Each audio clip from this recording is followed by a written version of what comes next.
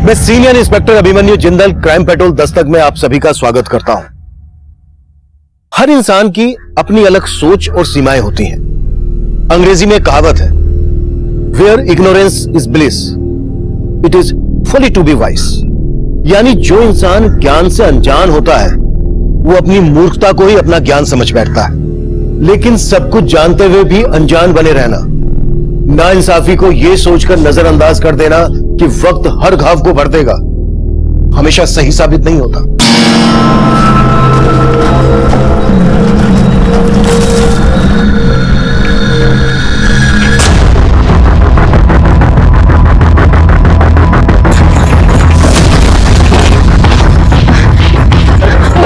जल्दी करो, जल्दी करो। अरे कौन है भाई? भैया जल्दी करो, 3-4 लोग मेरे पीछे पड़े। अच्छा जी, फिर तो सही गाड़ी में बैठी हो। शताब्दी राजधानी सबको पीछे छोड़ देंगे, नहीं तो नाम बदल देंगे। जय बजरंगबली।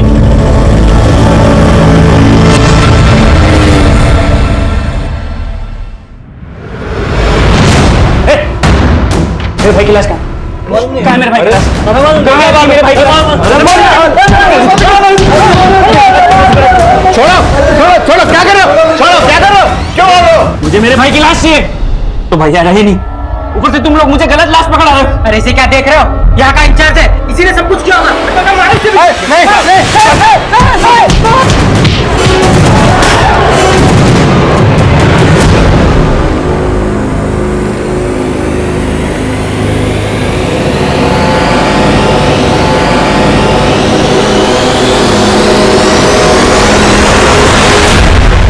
सही में गुंडा लोग ने पगलेठी होगा। बताइए, इतनी सुंदर लड़की को मारना चाहता था। अरे जिस पे जान लुटाना चाहिए उसको मारना चाहता है। बताइए, धरती पे ऐसा पगलेट मिलेगा कहीं?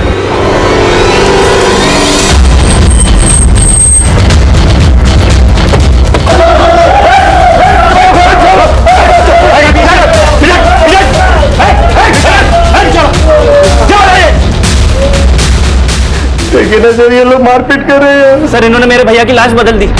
लाश बदल दी मतलब? सर, मेरे भैया नरेश का सोना रोड पे मर्डर हुआ था। मर्डर? हाँ साहब, एक टेम्पो उन्हें उड़ा के चला गया था। पहले बोले डेथ एक्सीडेंटल है, और अब जब हम अंतिम संस्कार के लिए बॉडी लेने आए तो ये लोग हमें गलत बॉडी दे रहे हैं। विवेक, क्या कह रहा है तू? तेरे नरेश भैया जिंदा है। आप कौन? सर, ये मेरी भाभी है, नरेश भैया की बीवी। पर ये तो बोल रही है कि नरेश जिंदा है और तुम बोल रहे सर, हो इनकी दिमागी हालत ठीक नहीं है। भाभी आप घर जाइए, मैं यहाँ सब निपटा के आता हूँ। एक मिनट, जट, आपको जो भी कहना है कहिए। साहब, हमारे साथ कोई मजाक कर रहा है। वो लाश नरेश जी की थी नहीं, तो हम कैसे मान लें कि वो मर गए? सर, ये शिनाख्त के लिए नहीं गई थी। सोना पुलिस ने नरेश भैया की बॉडी मुझे दिखाई थी। भाभी ने उनकी बॉडी तब देखी जब हम उन्हें अंतिम संस्कार के लिए ले जाने आए। गलत बॉडी देख के भाभी को लग रहा है नरेश भैया जिंदा है। पर तू तो कह रहा है कि तेरे भैया का एक्सीडेंट नहीं हुआ था, मर्डर हुआ था। किसी पर शक जताया था? हाँ, नरेश भैया ओवरसीयर थे। एक कॉन्ट्रैक्टर अपना प्रोजेक्ट पास करवाने के लिए उन्हें रिश्वत देने की कोशिश कर रहा था। उन्होंने उस कॉन्ट्रैक्टर के खिलाफ एक्शन लिया था, उसी ने मरवाया होगा नरेश भैया को। बस कर विवेक, तू मैं कह रही हूँ तेरे भैया जिंदा है। अभी आप बीच-बीच में क्यों बोल रहे हैं? मैं बात कर रहा हूँ। तू बार बार अपनी भाभी को चुप क्यों करवा रहा है? कहीं ऐसा तो नहीं है कि ये सब तेरा झोल बोल है? सर, अब आप भी सोना पुलिस की जैसी बातें कर रहे हैं। मैंने उन्हें कहा था नरेश भैया का एक्सीडेंट जानबूझकर करवाया गया है, लेकिन उन्होंने मेरी बात नहीं मानी, और अब इन्होंने जब बॉडी बदल दी है तो आप इनको बचा रहे हो। हम किसी को नहीं बचा रहे हैं, समझा? क्या चक्कर है, क्या बोल रहे हैं? लाश बदल दी? सर, इन लोगों को गलतफहमी हुई है। 9 नंबर की लाश इनकी थी, इनको दे दी हमने। अरे नंबर से हमें क्या लेना देना? पीछे रह के बात कर। सर, हमारे भैया को पहचानेंगे नहीं क्या? उनकी बॉडी अंदर है ही नहीं, इन्होंने कहीं गायब कर दी। तो नरेश भैया का फोटो है तेरे पास? सिंह, इसका नाम, नंबर, एड्रेस ले लो। जाइए जाइए, आप लोग आप भी जाइए, जाइए जाइए। करण, सोना पुलिस से जाके पता करो कि ये एक्सीडेंट का क्या चक्कर है। मैं तब तक यहां पर देखता हूं कि ये लाश वास्तव में बदली गई थी क्या फिर कहानी कुछ और है। अच्छा हुआ कि चटाई गाड़ी में था, नहीं तो ये भी खरीदना पड़ जाता। करती कहा तुम? हम तेरे जैसों को हक देते और दिलाते हैं। सही में जब से तुम गाड़ी में बैठी हो ना, एकदम इम्प्रेस कर दिया हमको। अब कंट्रोल नहीं हो रहा है, अब हो जाए। पैक भी खत्म हो गया। अरे पागल हो गया क्या रे? समझा था? क्या हुआ? पहले कपड़े तो उतार ले। और अब भी उतार लेते हैं हम कपड़ा।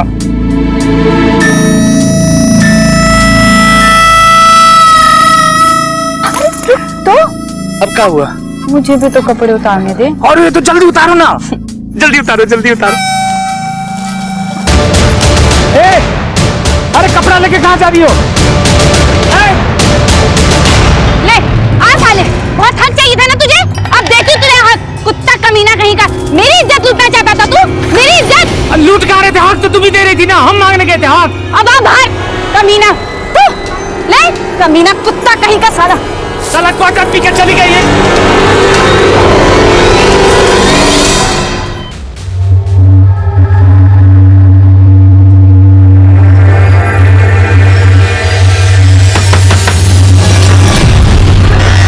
हाँ बोलिए, कौन है तू और मेरे घर में क्या कर रही है? ये मेरा घर है। ये मेरे पति का घर है। क्या है मेरा पति? चिंटू के पापा जरा बाहर निकलना। चिंटू के पापा, चिंटू के पापा जरा बाहर निकलना। अरे कौन चिंटू के पापा? इधर कोई चिंटू के पापा नहीं रहता है। वही चिंटू के पापा जो तुझे यहाँ पे मेरी सौत बना के लाए। क्या है वो? बाहर निकालो। क्या बकवास कर रही है? मैं बकवास कर रही हूँ? लगा ना तुझे धक्का? तुझे देखकर मुझे भी ऐसा ही धक्का लगा। क्या है चिंटू के पापा? बाहर निकाल मेरे पति को। अरे धक्का तो मैं तुझे दूंगी। चल निकल यहाँ बाहर से। निकालेगी ना तुझे? बाहर निकालेगी ना? तेरे पति को तो तूने संभाल लिया, ले उसके बच्चे को भी संभाल, समझी तू? अरे एक लेकर जा तेरे बच्चे को। हुआ क्या? वो तो आप बताएंगे। ये कह रही कि ये आपकी बीवी है और ये बच्चा आपका है। नहीं नहीं नहीं नहीं नहीं बहन जी, मैं इनकी बात नहीं कर रही थी। मैं तो अपने पति किशोर की बात कर रही थी। वो क्या है कि 6 महीने पहले मैं अपने पति के साथ यहाँ रहती थी। अब देखिए बहन जी, मुझे पता नहीं आप कौन से किशोर की बात कर रही हैं, लेकिन हम लोग यहाँ 3 महीने पहले किराए पर रहने के लिए आए हैं। और हो सकता है आपके पति यहाँ पे हमसे पहले किराए पर रहते होंगे। मुझसे गलती हो गई, मुझे माफ कर दीजिए। चल चिंटू। सर मैंने सोना पुलिस से बात की थी। सोना पुलिस को जो लाश सोना रोड पे मिली थी वो इसकी थी। लाश का चेहरा बुरी तरह से कुचला हुआ है, देखकर पहचान करना मुश्किल है। और विवेक बोल रहा है कि उसने शराब पी थी। सर सोना पुलिस ने वहां के लोगों से पूछताछ की तो सामने आया कि एक्सीडेंट नरेश का ही हुआ था, और वो उन्हें एक्सीडेंट नहीं बल्कि सुसाइड लग रहा था। सुसाइड? हाँ सर, और वहां के कुछ लोगों ने भी विटनेस किया है कि नरेश ने खुद टेम्पो के आगे आकर अपनी जान दी थी।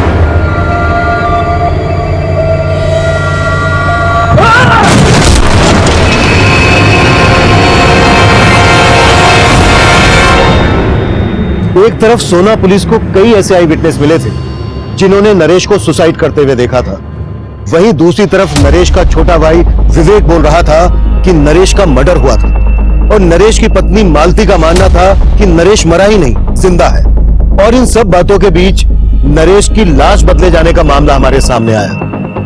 इस केस में दोहरे मापदंडों को देखते हुए ये केस पूरी तरह से हमें सौंप दिया गया, और हम सबसे पहले उस कॉन्ट्रैक्टर रिद्धेश सोलंकी से मिले जिस पर नरेश की हत्या करवाने का शक जताया जा रहा था। सर आप बेकार में मुझ पर शक कर रहे हैं। नरेश की मौत से मेरा कोई लेना देना नहीं है। हमने पता किया है, तुमने नरेश को रिश्वत ऑफर की थी अपना प्रोजेक्ट पास करवाने के लिए। सर हर कॉन्ट्रैक्टर ऐसा नहीं होता है। आप पहले नरेश के बारे में पता तो कीजिए। वो दिमाग से खिंचता हुआ है, दिमाग की बीमारी की दवाई भी लेता था। अच्छा? सर मैं झूठ नहीं बोल रहा हूँ, गुस्सा तो उसकी नाक पर चढ़ा रहता था, और मैंने तो बस मिठाई का डब्बा उसको भेजा था। उसे लगा कि उस डिब्बे में पैसे हैं, और बस इसीलिए उस प्रोजेक्ट से उसने मेरा पत्ता साफ कर दिया। और तुमने उसी को साफ कर दिया? सर ये आप क्या कह रहे हैं? वहां पर सभी लोगों ने देखा था कि उसने सुसाइड की थी, और सर इस तरह आप मुझ पर ब्लेम नहीं कर सकते हैं। किसने क्या कहा, किस मकसद से कहा, ये हम इन्वेस्टिगेट कर रहे हैं, और अगर कुछ भी मिला ना तेरे खिलाफ तो अगली मुलाकात रिमांड रूम में होगी, और वहां पता चलेगा कि टॉर्चर क्या होता है। चल निकल चल। करण ये कह रहा है कि नरेश की दिमागी हालत ठीक नहीं है। नरेश का भाई विवेक कह रहा है कि उसकी भाभी की दिमागी हालत ठीक नहीं है। दोनों को दिमागी प्रॉब्लम। नरेश का हमें स्टेटमेंट ऑफ माइंड समझना होगा। नरेश के भाई विवेक पर भरोसा नहीं कर सकते। एक काम करो, नरेश की बीवी को थाने बुलाओ। सर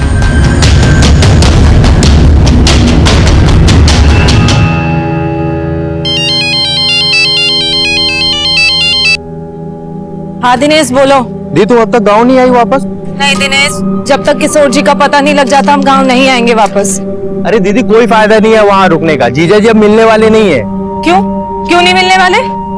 अरे दीदी उनने अपना पता बदल दिया और तुम्हें बताया तक नहीं। अब कैसे उन पर भरोसा कर सकती हो? मैं बोल रहा हूँ वो तुम्हें धोखा देके गायब हो गए। अब वहाँ भटकने का कोई फायदा नहीं है, चुपचाप गांव वापस लौट आओ। देखो दिनेश, हम गांव वापस नहीं आएंगे, और वैसे भी जहाँ किशोर जी काम करते हैं उस फैक्ट्री का हमें पता चल गया, हम वहीं जा रहे हैं उनके पास। दीदी, हेलो मम्मी, मुझे भूख लग रही है।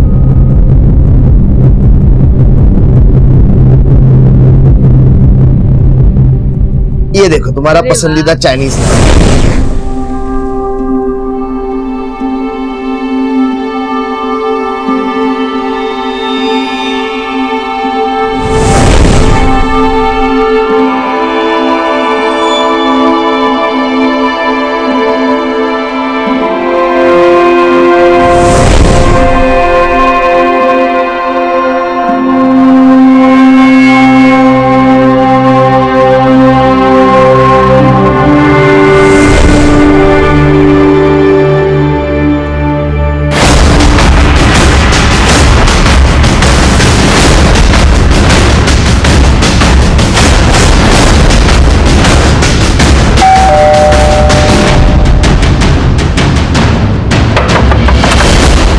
दरवाजा खोलने में इतनी देर क्यों लगा दी? वो मैं कपड़े धो रहा था, लेकिन आप यहाँ? नरेश भाई की लाश मिली आपको? भाभी कहाँ है तुम्हारी? उन्हें थाने लेके चलना है, सर कुछ बात करना चाहते हैं। भाभी तो गांव चली गई। गांव चली गई? कब? आज सुबह। उनकी हालत बहुत बिगड़ती जा रही थी, इसीलिए उन्हें मायके भेज दिया। 2-4 दिन में आ जाएंगी। लेकिन आपने बताया नहीं, नरेश भैया की लाश मिली आपको? वो हम पता लगा रहे हैं, लेकिन जब भी तुम्हारी भाभी आ जाए उन्हें थाने लेके आ जाना।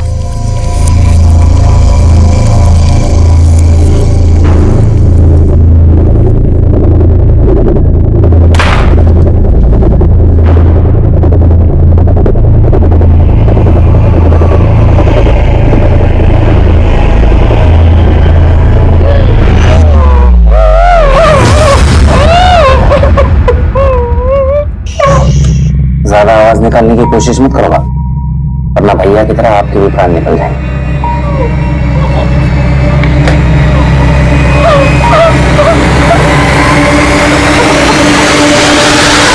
एक्सक्यूज मी सर, मैंने हॉस्पिटल के मॉर्ग का रिकॉर्ड स्टडी किया।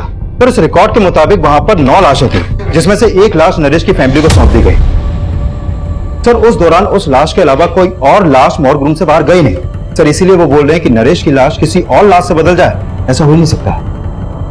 हो सकता है उन्होंने लाश बदली और किसी वजह से छुपा रहे हैं। करें मॉर्ग रूम के एक आदमी की डिटेल निकाल। सर, ये कमिंग सर। कम प्रेम। सर, एक औरत आपसे मिलना चाहती है, वो अपने पति की मिसिंग कंप्लेन लिखवाने आई है। बुलाओ। अब 6 महीने पहले मैं अपने पति किशोर के साथ पटेल नगर में रहती थी। उसके बाद मैं गांव चली गई। पिछले 1.5 महीने से मैं इनको फोन लगा रही हूँ, उनका फोन नहीं लग रहा है। उसके बाद मैं गांव से शहर आई और अपने घर गई तो पता चला कि उन्होंने बहुत समय पहले ही मकान खाली कर दिया है। तुम कह रही हो कि तुम्हारे पति किशोर का फोन 1.5 महीने से बंद था, वो तुम अब आई हो हमारे पास? मुझे लगा कि शायद उन्होंने अपना नंबर बदल लिया होगा। मैंने गांव से उनकी फैक्ट्री में भी फोन किया था, लेकिन कोई मुझे सही से जवाब ही नहीं दे रहा है। कहाँ काम करता था किशोर? अब बंसल नाम की फैक्ट्री है, वहाँ पे मजदूरी करते थे। गांव से शहर आने के बाद मैं उनकी फैक्ट्री में भी गई थी। वहाँ के चौकीदार ने बोला कि किशोर जी अब यहाँ नौकरी नहीं करते। उन्होंने 6 महीने पहले ही यहाँ से नौकरी छोड़ दी थी। लेकिन साहब मुझे ना शक हो रहा है उनकी फैक्ट्री वालों पे कि वो मुझसे कुछ छिपा रहे हैं, कुछ तो झूठ बोल रहे हैं वो मुझसे। तुम्हें ऐसा क्यों लग रहा है कि फैक्ट्री वाले झूठ बोल रहे हैं? क्योंकि साहब किशोर जी हर महीने गांव में पैसे भिजवाते थे। अगर उन्होंने नौकरी छोड़ दी होती तो फिर पैसे कहाँ से भिजवा रहे थे वो? कितना पैसा भेजता था किशोर तुम्हें? 6,000 रुपए महीना। हो सकता है उसने कोई दूसरी नौकरी कर ली हो। किशोर तुम्हें लगातार पैसे भेज रहा था, तो फिर उसने तुम्हें अपना सही एड्रेस क्यों नहीं दिया? कहीं ऐसा तो नहीं है कि उसका किसी के साथ कोई चक्कर? नहीं नहीं साहब, किशोर जी ऐसे नहीं है, वो कोई गलत काम नहीं कर सकते हैं। तुम दोनों की शादी कब हुई थी? 7 साल पहले हुई थी, और 1 साल पहले ही वो मुझे अपने साथ गांव से शहर लेके आए थे। अब मैं उनके साथ बहुत खुश थी। यहाँ पर मेरा बहुत ख्याल रखते थे वो, किसी चीज की कोई कमी नहीं आने दी उन्होंने। कब से ढूंढ रही हूँ, मुझे मिल ही नहीं रहे हैं। आप उन्हें ढूंढ दीजिए ना साहब। हाँ ठीक है, तुम ऐसा करो, किशोर का हमें फोन नंबर, जिस फैक्ट्री में वो काम करता था वहां का एड्रेस, जहाँ रहता था वो एड्रेस, ये सब हमें लिखवा दो। अपना नंबर भी लिखवा देना। ठीक है नन्नी।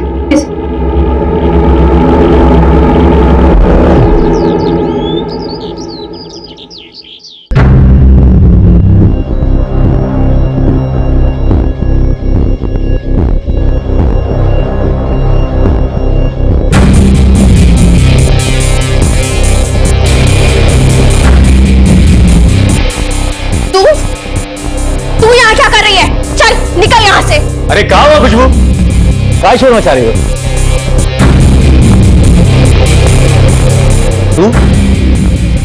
तू यहाँ क्या कर रही है? तुम क्या देख रहे हो? आरती उतारोगे क्या इसकी? निकालो बाहर इसे। तू ऐसे नहीं मारेगी, चल निकाल।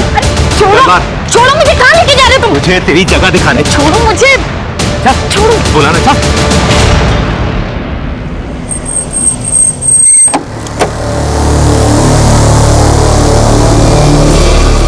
बंसल। जी, किशोर 6 महीने पहले तक मेरी फैक्ट्री में काम करता था, लेकिन फिर अचानक उसने काम छोड़ दिया। यहां से काम छोड़ने के बाद उसने कहां पर काम किया? अब ये तो मुझे पता नहीं, पर हाँ मेरे मैनेजर ने बताया कि वो अपनी आखिरी महीने की तनख्वाह भी लेकर नहीं गया। कितनी तनख्वाह थी उसकी? यही 6,000 रुपए, बाकी लेबर की तरह। 6,000 रुपए? इतने ही पैसे हर महीने वो अपनी बीवी को भेजता था, फिर अपना खर्चा कैसे चलाता होगा? तो वो बहुत जुगाड़ी आदमी था। जब वो पहले दिन मेरी फैक्ट्री में आया था ना काम करने के लिए, तो उसका पहनावा देखकर मैं मतलब हैरान हो गया था। Good morning sir. Good morning. कौन से डिपार्टमेंट से आप? सेठ जी, हम किशोर, आपका नया वर्कर, आज ही से ज्वाइन किया हूं। मैं तो सोच रहा था कि मेरे मैनेजर ने उसे किसी दूसरे डिपार्टमेंट में रखा होगा, पर बाद में पता चला कि उसे काम की काफी जरूरत थी, तो वो यहाँ मजदूरी करने को भी तैयार हो गया। और थोड़े दिनों बाद उसने मेरी फैक्ट्री के साथ साथ दूसरी फैक्ट्रीज में लेबर सप्लाई का काम भी शुरू कर दिया। यहाँ किसी के साथ उसका कोई लड़ाई झगड़ा हुआ था? जी हाँ, लड़ाई तो हुई थी। एक पाठक नाम का आदमी था जो पहले मेरी और दूसरी फैक्ट्रीज में लेबर सप्लाई का काम करता था, पर जब से ये किशोर धंधे में कूदा तो पाठक का काम बैठ गया। तूने मेरे धंधे में हाथ डाल के अच्छा नहीं किया। अपना बोरिया बिस्तर उठा के जा, वरना मैं तेरी वरना क्या कर लेगा रे? क्या कर लेगा? चल निकल यहाँ से। मैं अभी नहीं डरता तेरी धमकियों से, समझा ना? तेरी ये मजाल मैं तेरे को बताता। अबे चाकू ऐसे नहीं, ऐसे खोलते हैं। अब चला के दिखाओ कैसे चलाना है, दिखाओगे चला के? किशोर पाठक क्या हो रहा है पर? हाँ? सर मैंने तो किशोर को बोला भी था कि वो पुलिस में कंप्लेन कर दे, और उसने कोई एक्शन ही नहीं लिया। तो आपको लगता है पाठक किशोर के साथ कुछ कर सकता है? अब सर मैं तो इसके बारे में कुछ बता नहीं सकता, ये तो आप पता कीजिए। पर सर किशोर का इस तरह से गायब होना मुझे कुछ ठीक नहीं लग रहा है। ठीक है सर, इस बंसल की बातें भी कुछ अटपटी सी लग रही हैं। कहीं हमसे कुछ छुपा तो नहीं रहा? पता करो इसके बारे में, और फैक्ट्री के दूसरे स्टाफ से भी बात करो, और बंसल जिसका नाम ले रहा है पाठक, उससे भी मिलो। सर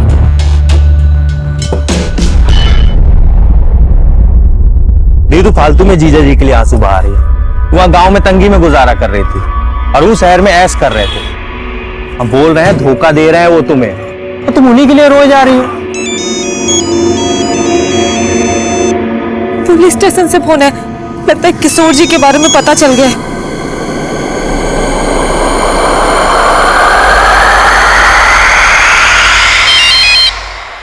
हाँ सिंह। सर मैंने पाठक के बारे में पता किया, वाकई किशोर से उसका 36 का आंकड़ा था। उठा लाओ। सर वो काफी दिन से गायब है। सर गुरुग्राम रेलवे स्टेशन के पास उसकी एक दुकान है, लेकिन दुकान भी काफी दिन से बंद पड़ी है। किशोर फिलहाल कहाँ रह रहा था, कुछ पता चला? सर उसका मोबाइल नंबर उसके पुराने एड्रेस पे रजिस्टर्ड है, लेकिन सर वो घर उसने 6 महीने पहले ही छोड़ दिया था। किशोर अपनी वाइफ को हर महीने पैसे ट्रांसफर करता था, उसके बैंक अकाउंट से उसका एड्रेस पता करो। ओके?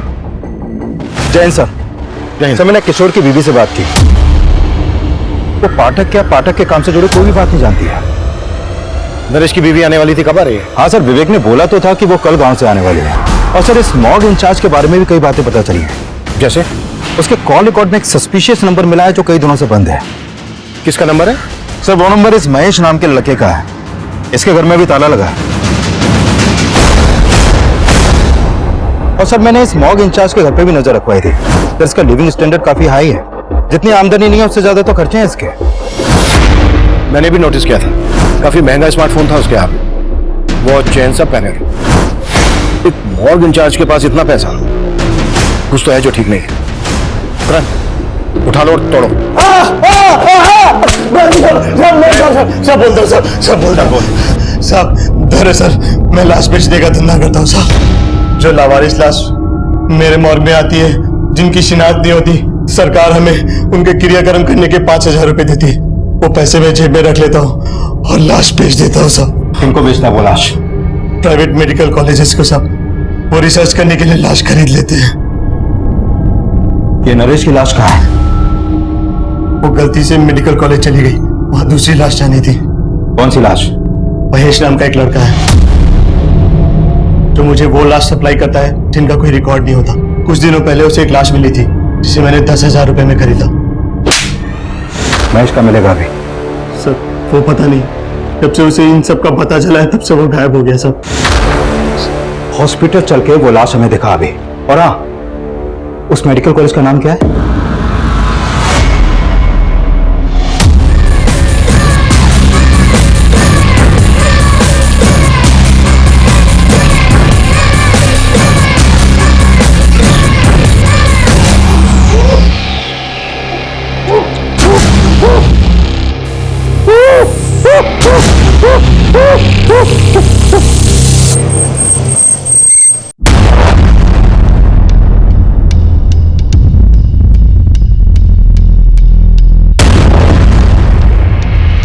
चल, नरेश के भाई और नरेश की बीवी को शनाख्त के लिए बुला लो और यहाँ के डीन और इंचार्ज को थाने लेकर आओ। ठीक है सर।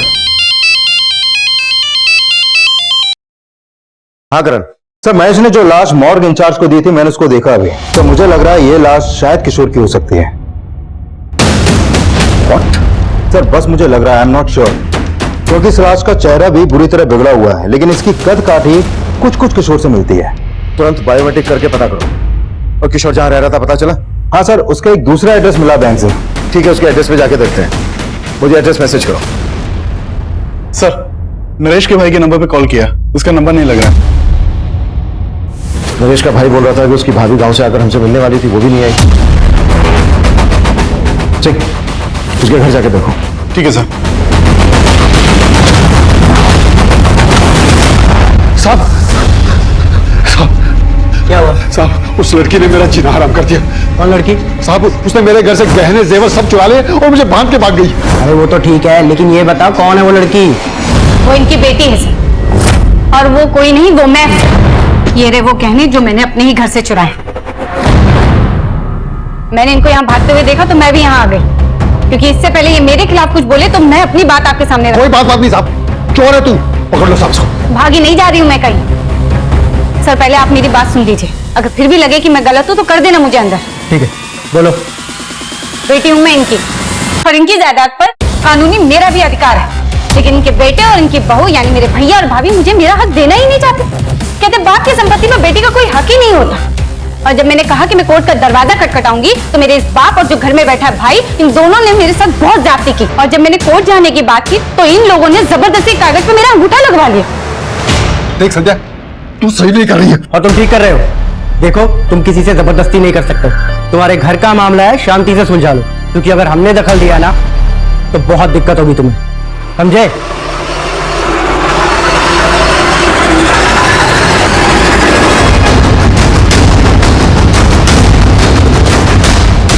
सर, यही किशोर का घर है, लेकिन पड़ोसियों से पता चला है कि कई दिनों से यहाँ पे ताला लगा है।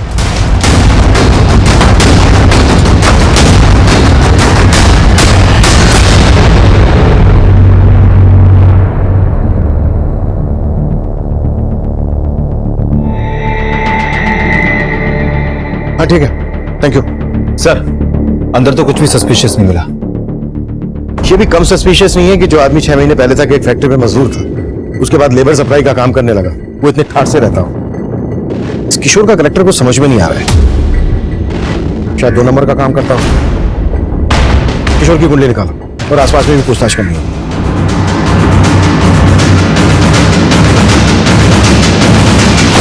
सर किशोर क्या करता था ये तो नहीं मालूम मुझे, लेकिन काफी धाकड़ आदमी था। लोग महंगी महंगी गाड़ियों से आते थे यहाँ।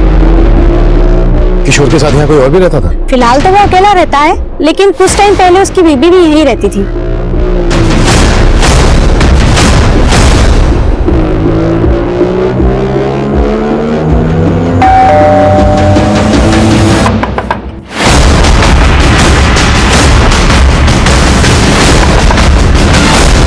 सर आप ये हमेशा दरवाजा देर से क्यों खोलता है तू? वो तेरा फोन क्यों लग रहा है? सर शायद मेरे फोन की बैटरी डाउन हो गई होगी, मैं तो सो रहा था सर। अच्छा, भाभी कहाँ है तेरी? सर गांव से आ गई क्या? सर वो भाभी तो हरिद्वार चली गई भैया के आत्मा शांति की पूजा के लिए। अच्छा, आत्मा शांति की पूजा। तेरी भाभी तो मान नहीं रही थी कि तेरे भैया मर चुके हैं। और अभी हरिद्वार पहुंच गया आत्म शांति की पूजा कराने। सर चल देखने दे। बताइए ना अरे तो पीछे सर, पूरा घर चेक करो। सर हुआ क्या? अरे तो देखने दे, हट पीछे। ये पीछे हट। सर कुछ नहीं है। हाँ चल चेक तो करने देना, चुप है। साइड सर कुछ नहीं है। साइड हो तो साइड, देखने देना।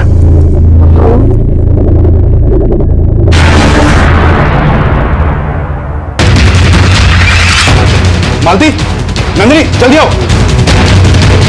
पकड़ इसको,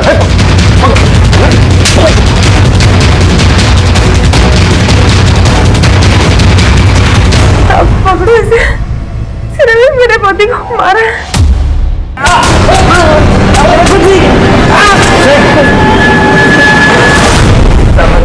चल कुछ नहीं किया साहब। कुछ नहीं किया। साहब मैंने कुछ नहीं किया साहब, मैंने कुछ नहीं किया। सही, उल्टा लटका उसको। साहब रुको साहब बता रहा हूँ, सच बता रहा हूँ साहब। चल बोल। अब मैंने सच्ची अपने नरेश भैया को नहीं मारा, लेकिन हाँ उनकी मौत के बाद उनकी जायदाद का लालच हो गया था मुझे। लेकिन मौज वालों ने गलत बॉडी दे दी, मैं तो वो लाश लेके भी चला देता, लेकिन भाभी बोलने लगी वो लाश नरेश भैया की नहीं है। लेकिन तूने अपनी भाभी को किस मकसद से बंधक बना के रखा था? अब भाभी पहले से ही पागल थी और उस दिन के तमाशे के बाद मेरा दिमाग खराब हो गया था। मैंने सोचा उन्हें दवा दी कि पूरा पागल कर दूं, खुद अकेले सारी संपत्ति का मालिक बन जाऊं। हो सकता है इसी मकसद के लिए तूने अपने भाई का एक्सीडेंट करवाया हो। नहीं साहब, इसमें मेरा कोई हाथ नहीं, मेरा यकीन कीजिए मैंने अपने भैया को नहीं मारा।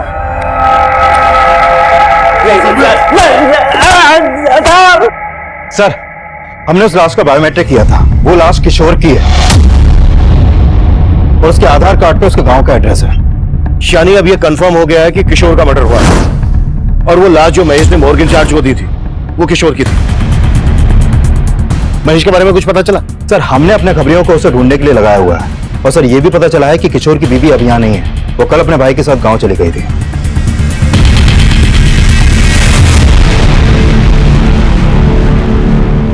दीदी, खैर जो हुआ सो हुआ, भूल जाओ। हमको तो बस एक ही बात का डर है, अगर पुलिस वालों को उन बातों का पता लगा ना तो सिर्फ हम पर नहीं आप पर भी शक करेंगे। इसीलिए हम मना किए थे, मत जाओ पुलिस वालों के पास।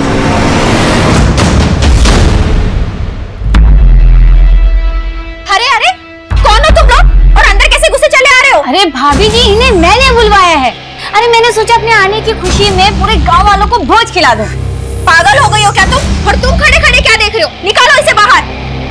अरे ये मुझे नहीं निकाल सकते, अगर इन्होंने मुझे निकाला ना तो तुम सब के सब जेल जाओगे। क्यों पापा जी? देख संध्या, तू चाहती क्या है? हिस्सा। चल दे दिया तुझे हिस्सा, मैं तुम्हें लिख के देता हूँ। पापा जी, अब मैं लिखे विखे पर भरोसा नहीं करूंगी। हाँ एक काम करते हैं, ये घर आप सब रख लो, लेकिन इस घर की आधी कीमत यानी कि 20 लाख रुपए कैश मुझे दे दो, कर लेते हैं समझौता। 20 लाख? भाभी जी अगर 20 लाख नहीं दिए ना तो कोर्ट कचहरी पुलिस ये सब। पापा जी, भाभी जी तो नहीं समझ रहे, लेकिन आप तो समझ रहे हैं ना।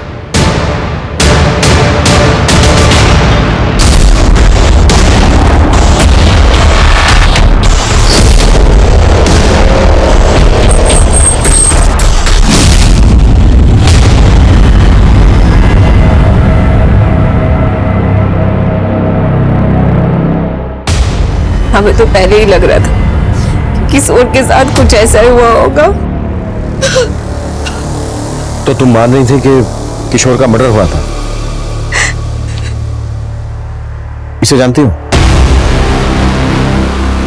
कौन है ये? हमें शक है कि किशोर के मर्डर में इसका हाथ है, लेकिन किशोर को मरवाने में दिमाग किसी और का है। सर किसकी बात कर रहे हैं आप? हमें यह भी पता चला है कि किशोर गुरुग्राम में एक आलीशान बंगले में रह रहा था अपनी बीवी के साथ। बीवी के साथ? सर,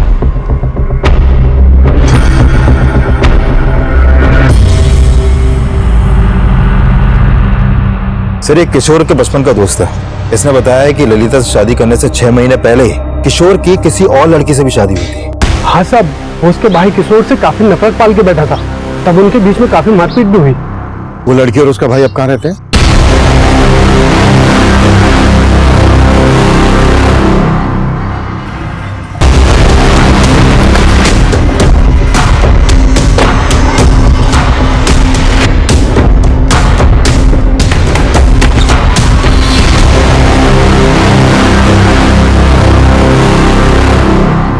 और दिए थे हम धमकी किशोर को। मेरी बहन से दूर रहना, मैंने जान से मारेंगे देखो। ये चल। उसके बावजूद हमारी बहन को भगा ले गया। लेकिन सर इस बात को सालों बीत चुके हैं, अब ये सब क्यों पूछ रहे हैं आप? क्योंकि किशोर का मर्डर हुआ और पता चला कि किशोर नहीं बल्कि तुम्हारी बहन संध्या उसको अपने साथ लेकर भागी थी और शहर जाकर किशोर को छोड़कर वो फिर से किसी और के साथ भाग गई। और अभी 6 महीने पहले वो वापस किशोर की जिंदगी में आई और अभी रिसेंटली उसको किशोर के साथ गुरुग्राम के एक घर में देखा गया। उसी के बाद हमें किशोर की लाश मिली। कहां है संध्या?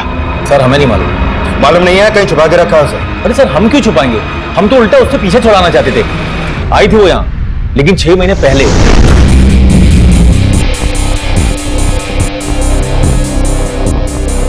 और आकर हमें ही चूना लगा गई।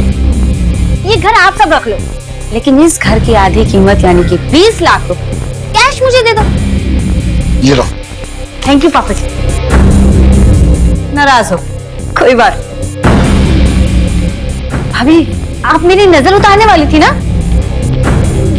हाथ खींचो, ये लो मेरे नाम पे भोज खा लेना। संध्या यहाँ से कहाँ गई थी? जी सर हमें कुछ नहीं मालूम और हम मालूम भी नहीं करना चाहते वो कहाँ है। आपको उसके साथ जो करना है आप कीजिए।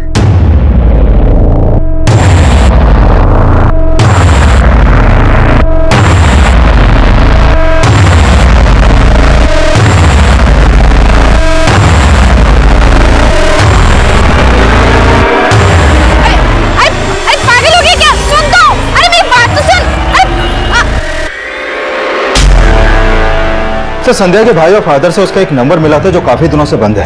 हो सकता है उसने कोई नया नंबर ले लिया हो, और अगर उसने कोई नया नंबर लिया है तो किसी ना किसी सर्विस प्रोवाइडर को उसने अपना आईडी दिया होगा। करण, टेलीकॉम कंपनी को संध्या का अपडेट भेजो, शायद उसका कोई दूसरा नंबर सामने आ जाए। Right sir. किशोर की पहली पत्नी संध्या किशोर मर्डर केस में प्राइम सस्पेक्ट बनकर सामने आई, लेकिन किशोर के काम से जुड़े कई ऐसे सवाल थे जिनका जवाब हमें अभी भी नहीं मिला था। और किशोर का वो घर जो किशोर की हैसियत से काफी आलीशान था, उस घर में संध्या ही किशोर की पत्नी बनकर रह रही थी। लेकिन गांव वालों के बयान के मुताबिक संध्या ने किशोर को कई साल पहले ही छोड़ दिया था। ललिता के रहते संध्या का किशोर की जिंदगी में वापस आना, कहीं ना कहीं ललिता और उसके भाई दिनेश का इसमें किशोर को मारने का मोटिव तो नजर आ रहा था। लेकिन इतना भी साफ था कि किशोर की लाश उस मॉर्ग इंचार्ज को महेश नाम के एक लड़के ने बेची थी। और पाठक के गायब होने का रहस्य भी हमारी समझ में नहीं आ रहा था। हमने पाठक, महेश और संध्या को ढूंढने के लिए अपना खबरी नेटवर्क एक्टिव कर दिया और हमें जल्द ही महेश के सोनीपत में छुपे होने की टिप मिली।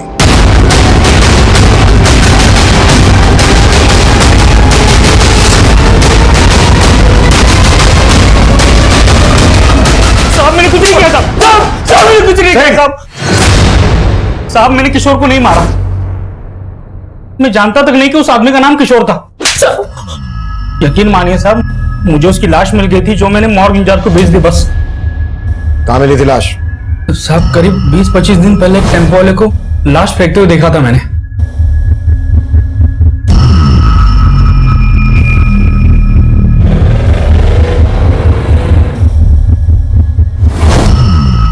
कौन था टेम्पो वाला?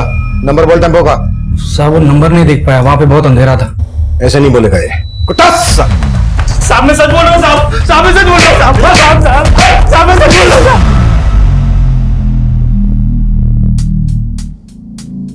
साले सब कमीने निकले, एक तो ये सच्चा मर्द निकला जिसने मुझे धोखा नहीं दिया। लेकिन तुम बहुत दी यार, साला बीच जंगल में नंगा करके भागे। लेकिन वापस आके तेरा घर भी तो बसाया। हाँ ठीक है, फाइल तैयार करो। ओके सर, एक मोबाइल सर्विस प्रोवाइडर ने संध्या के नाम एक नंबर अलॉट किया था। वो नंबर अभी सोनीपत में एक्टिव है।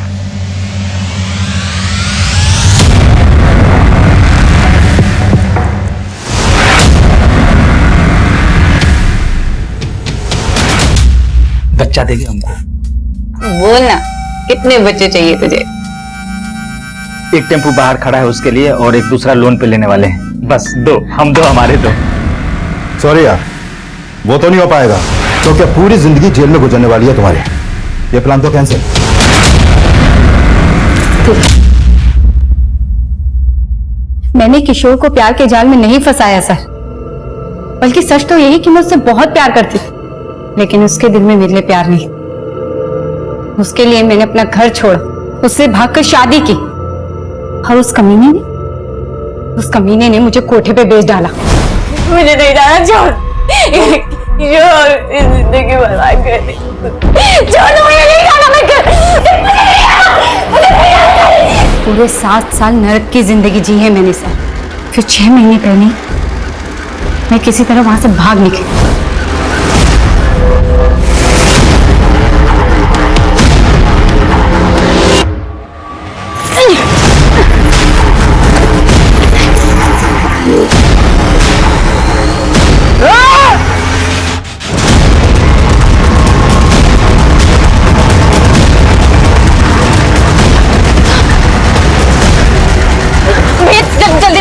जल्दी करो।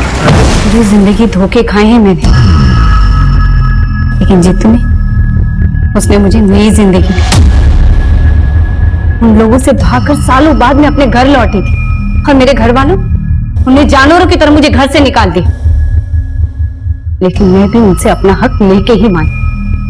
लेकिन पिछले 6 महीने से तुम गुरुग्राम में किशोर के साथ उसके घर में रह रही थी, उसकी जिंदगी में फिर से एंट्री मारी, उसे बदला लेने के लिए उसे मार डाला।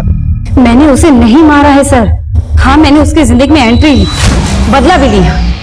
उसने मुझे बेचा था, मैंने भी उस कमीने को 10 लाख में बेच डाला। बेच डाला? किसे बेच डाला?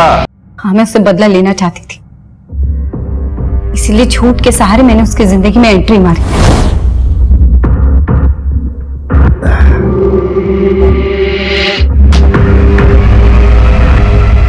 संध्या,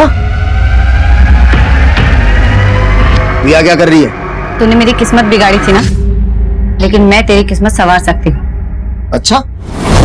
बोला उससे पति मत बन, डल्ला बन जा मेरा। और लालची इंसान तो गधे को भी बाप बना लेता है। फिर उसने तो मुझे झूठी मलिका बना दी। अपने बाबू लोगों को खुश करने के लिए मेरे साथ सुलाने लगा। लेकिन किशोर को किसे बेचा तुमने, ये बोलो। उसके बॉस बंसल को। कायल था वो मेरा, लेकिन अब सहा नहीं जा रहा, बहुत हो गया।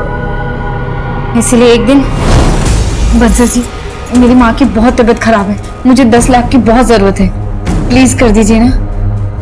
अब इतने प्यार से बोलोगे तो इंतजाम तो करना पड़ेगा मेरी जान। आप कितने अच्छे हैं ना। और फिर बंसल मेरी बातों में आ गया। बड़ी आसानी से उसने 10 लाख रुपए मुझे दे दिए, और फिर मैंने अपना रंग बदल दिया। संध्या, कहाँ है तू? तू मेरा फोन क्यों नहीं उठा रही? संध्या, तुझे पता है ना तेरे बिना मेरा। आपको आपकी तन्हाई मुबारक हो बंसल साहब, अब मैं नहीं आऊंगी। मतलब तू मेरा 10 लाख रुपए लेके चंपत हो गई? अरे 10 के बदले किशोर भी तो दिया है, उसे रख लो। संध्या, संध्या मेरी बात सुन।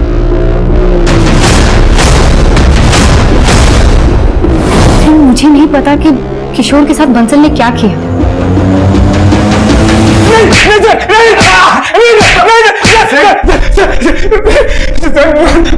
मैंने किशोर को नहीं मारा सर।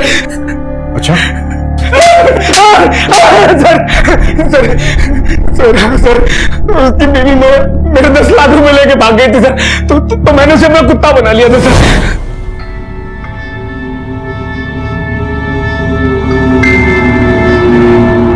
पर एक दिन उसने भागने की कोशिश की सर।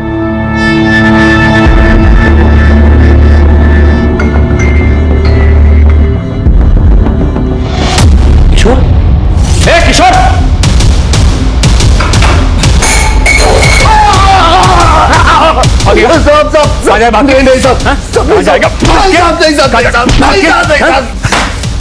पड़ा रहा रात पर ही पर। और सर, कुछ देर बाद मेरे आदमी ने आकर मुझे बताया कि किशोर मर गया है सर। नाम देखो, बुला के ला जा। और उसके बाद मैंने अपने एक और आदमी की मदद से किशोर का चेहरा खराब करवाया, और सर टेम्पो से उसे कहीं दूर डंप करवा दिया सर।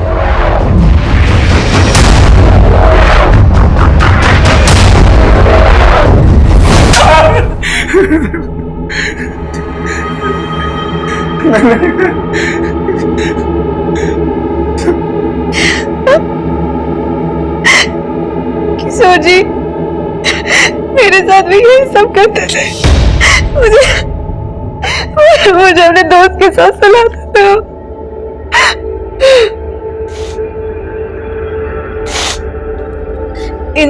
इन सब चीजों से थक कर मैं शहर से गांव भाग गई थी। ये बात तुमने हमें पहले क्यों नहीं बताई? मैं आपको बताना चाहती थी, फिर मैंने सोचा कि एक बार मुझे किशोर जी का पता चल जाए कि वो गायब कहाँ है। किशोर के चरित्र से जुड़ी बातें जो हमारे सामने आई, उस लिहाज से वो कभी भी किसी की भी नफरत का शिकार बन सकता था। वो जो करता आ रहा था वो पूरी तरह से गैर कानूनी था, अनैतिक था। उसके द्वारा किए जा रहे अपराध हर मोड़ पर दस्तक दे रहे थे, लेकिन ललिता ने इन दस्तक को पूरी तरह से नजरअंदाज किया। वहीं दूसरी तरफ संध्या ने उसकी असलियत हमें बताने के बजाय खुद बदला लेने का फैसला किया, और अंजाम यह हुआ कि वो इस केस की विक्टिम होने के बावजूद अपनी जिंदगी को अपराध के रंग में रंग बैठी। देखते हैं हमारे आज के एपिसोड की दूसरी खबर। नमस्कार, मैं सीनियर इंस्पेक्टर राकेश शर्मा और स्वागत है आपका क्राइम पेट्रोल दस्तक में। कितनी अजीब होती है ना जिंदगी, एक पल में बदल जाती है। कब एक हंसता खेलता इंसान वक्त और हालात के हाथों मजबूर होकर गर्त में गिर जाए, समझ में नहीं आता। आज से 6 महीने पहले 2 अजीबोगरीब केसेस मेरे सामने आए। इन दोनों केसेस में कोई कनेक्शन है या नहीं, ये मैं समझ नहीं पा रहा था। दोनों केसेस में सच और झूठ ऐसे उलझ गए थे कि कुछ भी साफ साफ नजर नहीं आ रहा था। यह समझ में नहीं आ रहा था कि असली मुजरिम कौन है।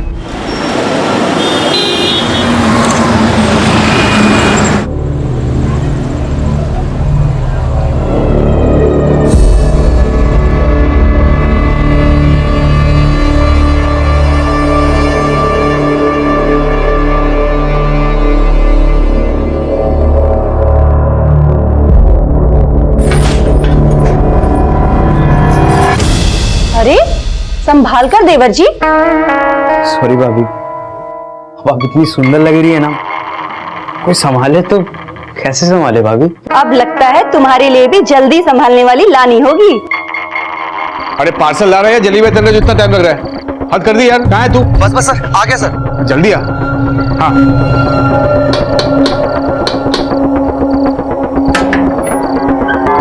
ये लगाता है। Thank you.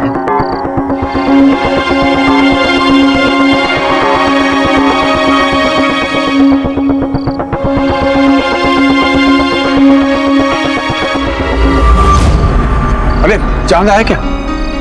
चांद तो कब का आ गया, मैं तो अपने चांद का इंतजार कर रही थी। हाँ ठीक है, तुम जल्दी करो, मुझे बाहर जाना है। हाँ? जल्दी करो।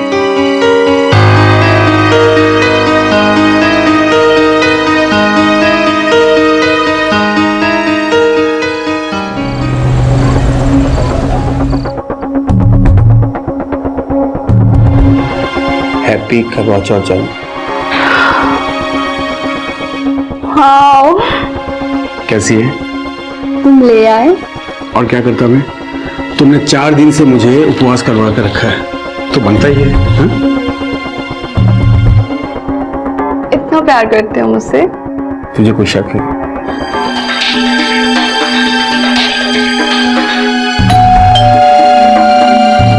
भाई होगा। अरे बजने दो, आओ अरे आओ। I have to go. क्या हुआ करती, बोलना यार। यार उमंग, बिजनेस में और 1.5 लाख लग जाएंगे यार। 1.5 लाख? अभी तो 8 लाख दिए थे। अरे तो मैंने कौन सा तिजोरी में छुपा कर रख दिए तेरे 8 लाख? तू ऐसे पैसे मांग रहा मुझसे जैसे मेरे पास पैसों की टकसाल हो यार। तू समझता क्यों नहीं है? क्यों डांट रहे हो मेरे भाई को? ठीक है, करता हूँ कुछ। ठीक है, करता हूँ।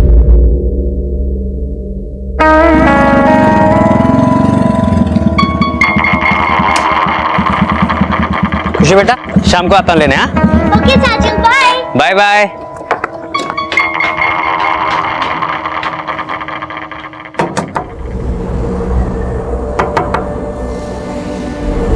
नानी। आ गई मेरी गुड़िया।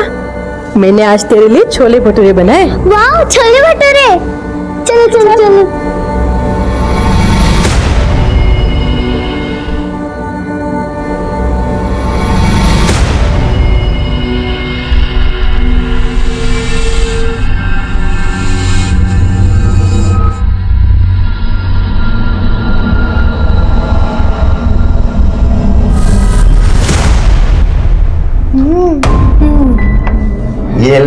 प्रिंसेस के लिए। वाह। सबसे पहले अपनी मम्मी को दिखाना, ओके?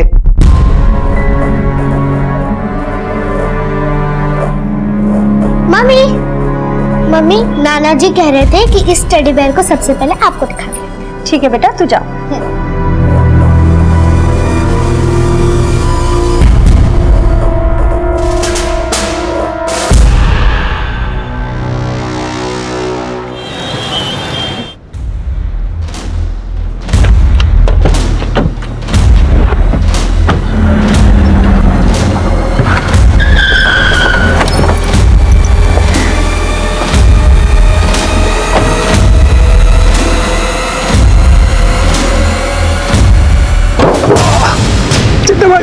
साले ब्याज तो बहुत दूर की बात है, भूल गया तू काय मारा पड़ रहा।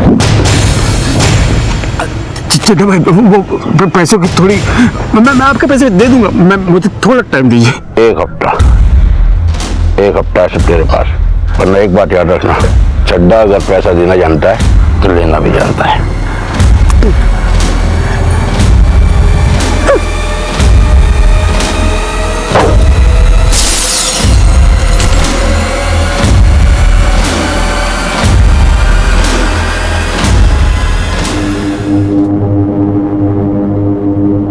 क्या हुआ ये?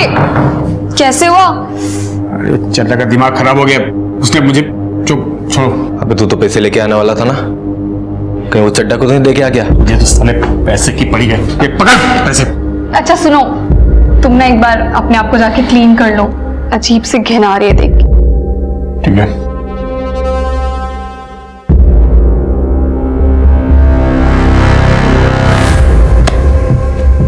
बहुत पैसे हैं इसके पास। इसके पास तो खजाना है, इसकी बीवी अपने माँ बाप की इकलौती है, करोड़ों का घर है ग्रीन पार्क में उसके नाम। अगर इसकी बीवी मर गई तो फिर वो घर उमंग का, यानी कि मेरा।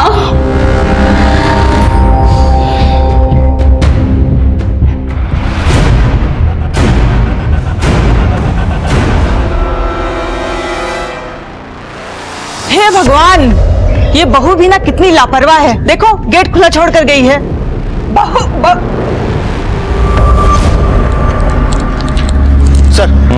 सर हॉस्कर्स मार्केट के एटीएम में जो लूट हुई थी उसकी इन्वेस्टिगेशन मैंने पूरी कर ली है। ये रही उसकी report. Excuse me sir. Hello, हाँ ठीक है, हम लोग पहुंच रहे हैं। सर हॉस्कर्स गवर्नमेंट हॉस्पिटल में एक औरत और उसके 2 बच्चों को एडमिट कराया गया है। उन तीनों का गला रेता गया है सर।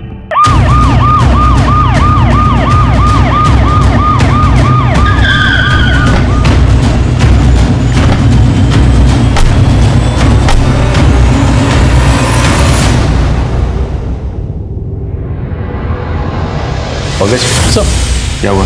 तीनों को गला देता गया है सर। डॉक्टर ने स्टेज तो कर दिया, लेकिन फिलहाल तीनों अभी बेहोश हैं, जिसमें माँ और बेटे की हालत बहुत क्रिटिकल है।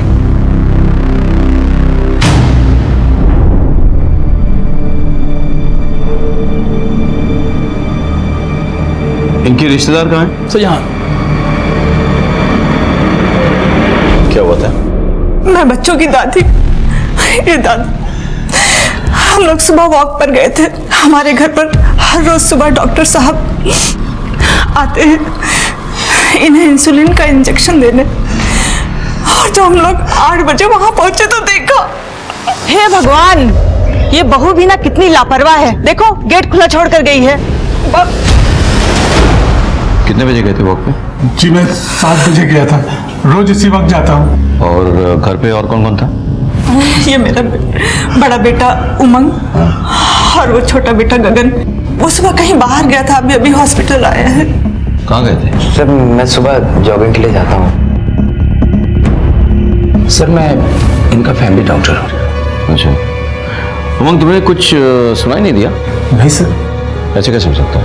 नीचे 3 लोगों का गला रेता जा रहा था, तुमको कुछ सुनाई नहीं दिया? एक्चुअली बच्चे तो हमेशा शोर करते हैं, तो मैंने ध्यान नहीं दिया। जब मम्मी पापा की आवाज आई तो मैं नीचे आया सर। कोई बाहर वाला आया था? मतलब कोई चोरी लूटपाट? हमको कुछ समझ ही नहीं आया। जैसे हमने इन सबको देखा, हम ये तुरंत लेकर अस्पताल चले आए। गीतिका के घर वालों को खबर की? क्या है सर, हड़बड़ी में फोन करना भूल गया मैं, लेकिन उन्हें इन्फॉर्म तो करना चाहिए था ना। जी हाँ, मैं अभी करता हूँ। हमें आपके घर पे जाके तहकीकात करनी होगी। डॉक्टर साहब, किसी को होश आए तो सबसे पहले हमें खबर कीजिएगा। भैया आप भाभी के घर वालों को फोन करो, मैं इनके साथ जाता हूँ।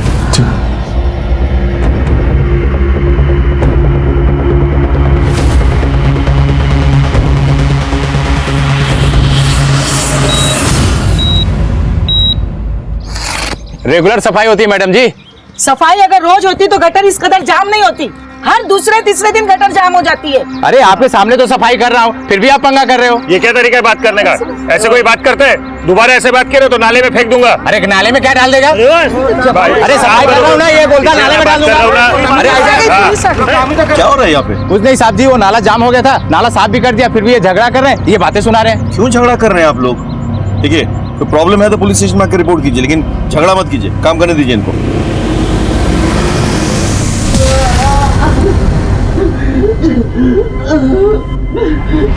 Hello control room. सर मुझे बचा लीजिए सर, मैं किसी गटर में हूँ सर।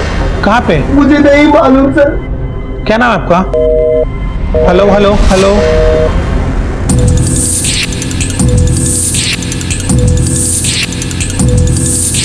आप ऊपर जाइए, चेक कीजिए। कभी हो सकता है इसी से गला काटा गया। सर पूरी तरीके से खून में डूबा हुआ है, फिंगरप्रिंट मिलना बहुत मुश्किल है।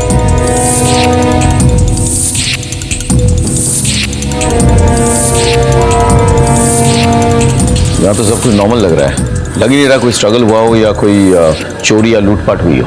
तो काम करो, तुम आस पड़ोस में पता करो जरा, किसी ने अगर कुछ देखा हो। हाँ?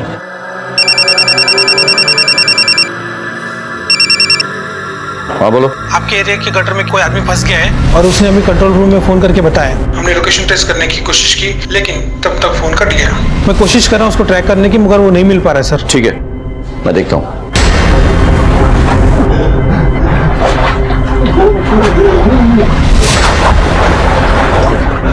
पड़ोस में से बहुत आवाज आ रही थी, हम घबरा के गए तो देखा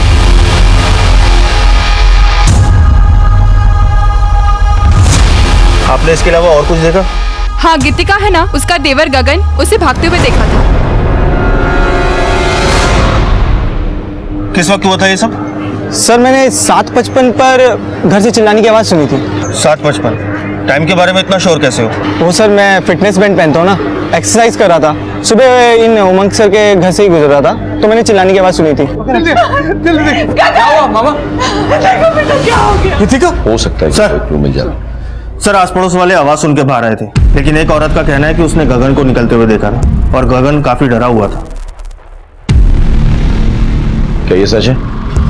सर कसम से मैं झूठ नहीं बोल रहा हूँ सर। मैं सुबह जॉगिंग के लिए निकला था, वो औरत को शायद धोखा हुआ होगा सर। हाँ, हो सकता है कि उस औरत को धोखा हुआ हो, लेकिन पुलिस को धोखा देना नामुमकिन है। भैया, कंट्रोल रूम से फोन आया था, कह रहे थे कि हमारे एरिया में किसी गटर में कोई आदमी फंस गया है। सर गटर में? हाँ, हो सकता है मैनुअल खुला हो इसलिए कोई गिर गया हो, लेकिन फिर भी टॉक्सिक गैसेस होते हैं, पॉइजनस गैसेस होते हैं, कुछ भी हो सकता है। Hope is okay. पंकज तुम पता करो, पूरा एरिया चेक करवाओ। हाँ चलो, तुम भी भैया इस लड़के पे नजर रखो और इसके कॉल रिकॉर्ड निकलवाओ। Okay sir.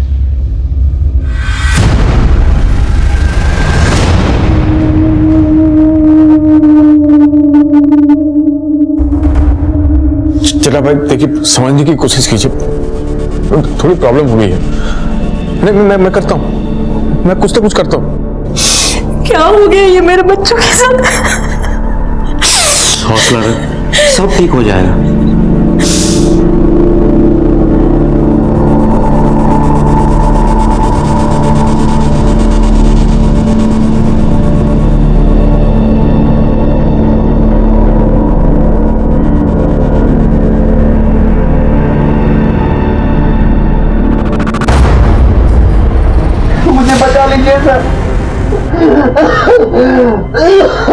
देखिए हम आपकी मदद करने की कोशिश कर रहे हैं। कौन से गटर में फंसे आप? मुझे नहीं पता मैं कहाँ हूँ सर। कुछ नंबर होगा, देखिए सीवरेज के ढक्कन में कुछ नंबर होगा, देखिए।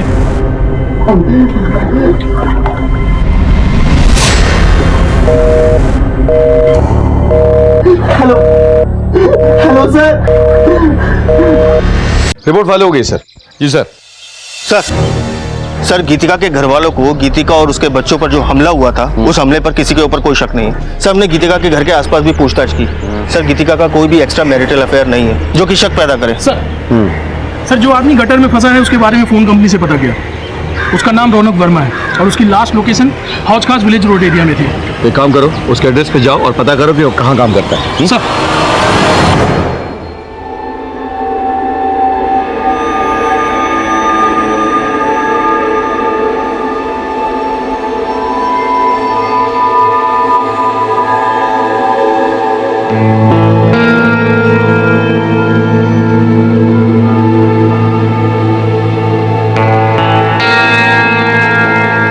आंटी क्या हो गया?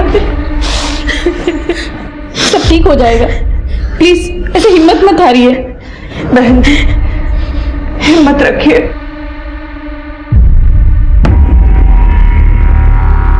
रौनक का घर कौन सा है? Yes sir. Thank you.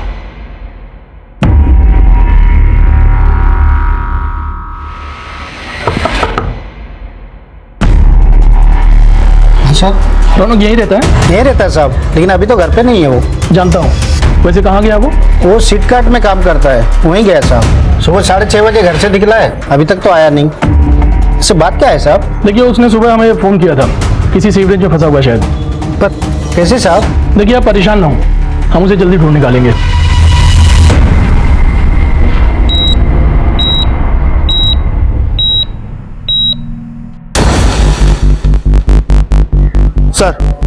Sir मैं रौनक के ऑफिस आया हूँ। यहाँ के पता चला कि रौनक सुबह पहली डिलीवरी के लिए निकला था और उमंग के घर गया था। व्हाट? जी सर कहीं ऐसा तो नहीं कि ये मर्डर रौनक ने ही किया हो और पकड़े जाने के डर से सीवरेज में जाके छुप गया हो? लेकिन रौनक गटर जैसी जगह में क्यों छुपेगा? हाँ, एक बात बताओ, रौनक के साथ कोई और गया था डिलीवरी के लिए? जी सर उसका दोस्त था विनोद, लेकिन उसका फोन स्विच ऑफ जा रहा है और रौनक का भी फोन नहीं लग रहा। विनोद का एड्रेस पता करो ऑफिस से और उसके घर पे जाओ, उठा के ले आओ। Okay sir.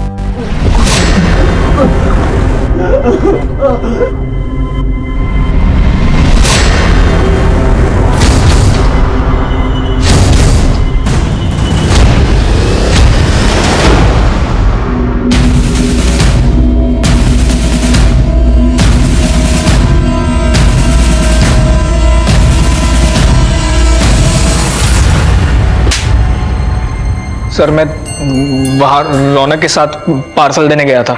सुन तू निकल, मुझे थोड़ा टाइम लगेगा। और सुन थोड़ा लेट आना। क्यों? ये भाभी जी ना बहुत स्माइल करती है, मैं थोड़ा चाय पानी पी कर आता हूँ।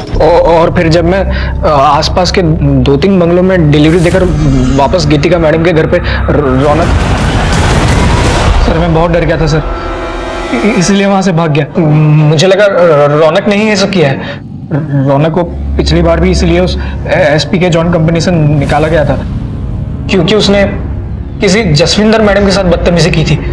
जसविंदर मैडम? व्हाट इज इनका? हाँ सर। जसविंदर जी कौन है? जी मैं ही जसविंदर हूँ। रौनक नाम की किसी डिलीवरी बॉय ने कभी आपके साथ कोई बदतमीजी की? सर उस कमीने का तो नाम ही मत लीजिए।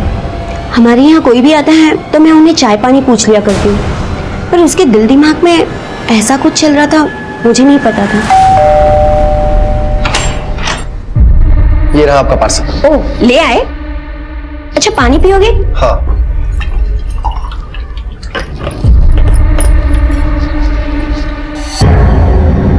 तुम यहाँ, ये लो पानी। ये क्या बदतमीजी है? माँ! माँ! माँ!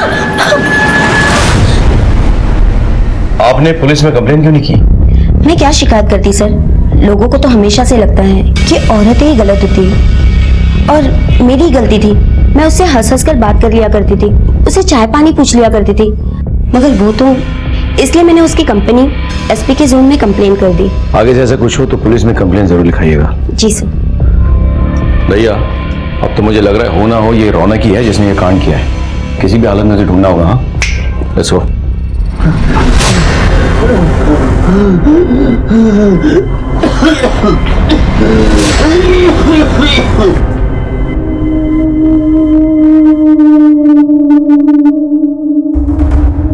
हाँ वकील साहब, मुझे अपना घर बेचना है। मैं अपने बच्चों के इलाज के लिए कुछ भी करने के लिए तैयार हूं। मैं इन्हें बड़े हॉस्पिटल में ले जाऊंगा। आप पेपर वर्क तैयार करवा दीजिए, मैं आपसे बहुत जल्द मिलता हूं।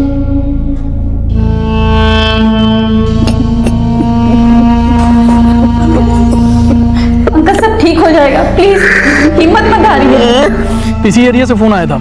यहाँ लगभग 40 मैन होल्स हैं, इसमें से किसी के अंदर भी हो सकता है वो। ठीक है सर, हम पूरी कोशिश करेंगे। सर क्या अपडेट है सोलंकी? अभी तक तो कुछ नहीं मिला सर, हम पूरी कोशिश कर रहे हैं। सोलंकी कोशिश नहीं, रिजल्ट्स चाहिए। डीएमसी से कह के लोग बढ़वाओ। रौनक का मिलना बहुत जरूरी है, हमारे लिए भी उसके लिए भी। Come on sir. चलो।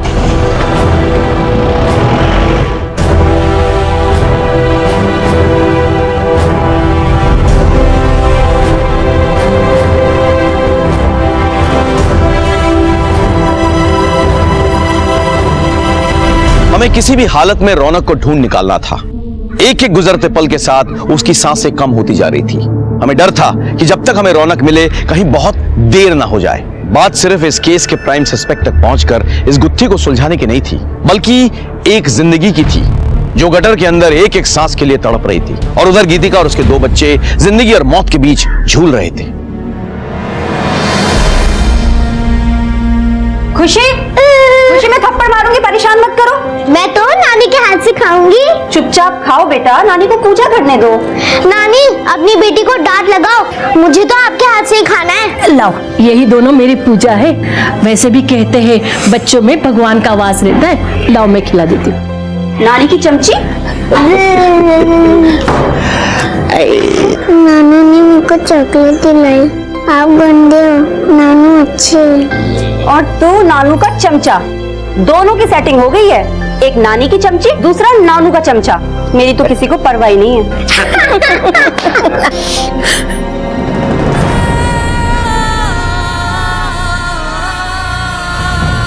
नहीं, तू अपने जाप मत रो। भगवान हमारे साथ है, वो हमारे साथ कुछ भी बुरा नहीं होने देंगे।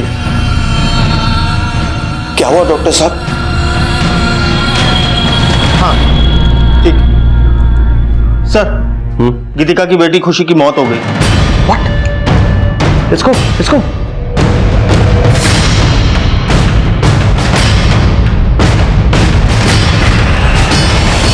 अरे भाई साहब, मेरी खुशी को मार रहा है भाई साहब। भाई साहब क्या कर रहा है? अरे क्या हो क्या रही है? मुझे इसे बहुत ही पहले जान से मार डालना चाहिए था। ये मेरी बेटी को जानवरों की तरह मारता था, बार बार उसे पैसे लेने हमारे घर भेजता था। क्या ये क्या कर रहे हो? क्या ये बिजनेस के मैं अपनी अय्याशी के लिए कर रहा हूँ ससुर जी, अपने परिवार के लिए कर रहा हूँ मैं। तो लाख 1.5 लाख मांग लिए तो कौन सी बड़ी बात होगी भाई? ये बार बार पैसे मांग के तुम मेरी बेटी को क्यों परेशान कर रहे हो? क्या करूं मैं? और पति परेशानी में हो तो पत्नी को साथ देना चाहिए कि बाहर वाला देगा। आप एक काम कीजिए, अपनी बेटी को रखिए यहाँ पर, तो पैसे का इंतजाम हो जाए तो भेजिएगा, पैसों के साथ चलता हूँ। देखिए तुम अभी गीतिका को यहाँ से लेके जाओ। मेरी बीवी को पता चलेगा तो उसे बहुत बुरा लगेगा। देखिए मैं कल पैसों का इंतजाम कर दूंगा, लेकिन ये अब आखिरी बार है। अब इससे ज्यादा मैं आपको पैसे नहीं दे पाऊंगा। ठीक है ले जाता हूँ। ठीक है चलो चल, पैसे हाँ जल्दी। मैं पैसों की लेन देन की बात अपनी पत्नी से भी नहीं करता था, क्योंकि मैं नहीं चाहता था कि इसे ये लगे कि मैंने किस घटिया आदमी के घर अपनी बेटी की शादी कराई है। मैं सोचता था कि सब ठीक हो जाए, और आगे मैंने उसे पैसे देने से इनकार कर दिए तो इसने मेरी बेटी के साथ।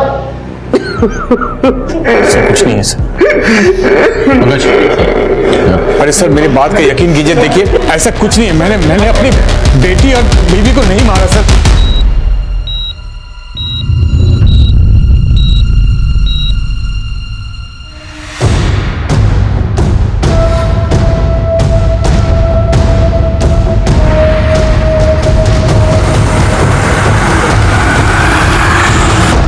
सर ये सब क्या हो रहा है सर?